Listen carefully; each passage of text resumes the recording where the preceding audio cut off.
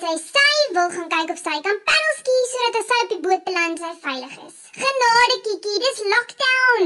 Maat, bly net waar julle is. Ek gaan kyk of ek vir Kiki kan kry.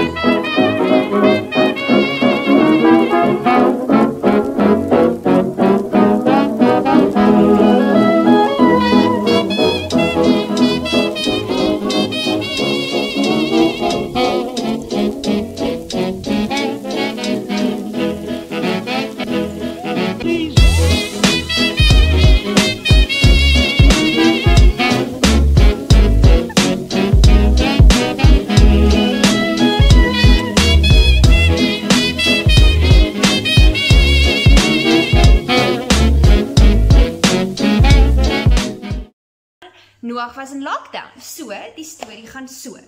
Die mense het goed gedoen wat hulle nie moes doen nie. Hulle het mekaar seer gemaak en alles gedoen wat God gesê het hulle nie mag doen nie. En toe roep God vir Noag om 'n boot te bou.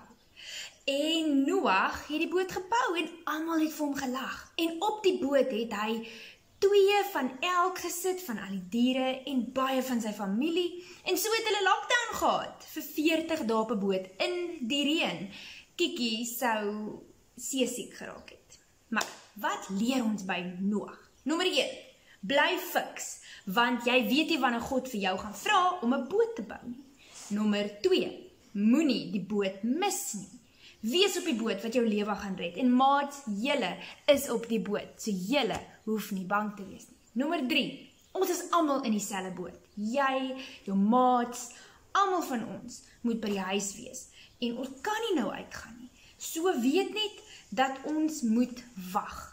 En die wag kan lank wees, maar ons wag saam en ons weet ons is nie alleen nie. En laaste, nommer 4, ons kan in die wag weet, daar is 'n reënboog op pad. Want wat stuur God aan die einde vir Noag?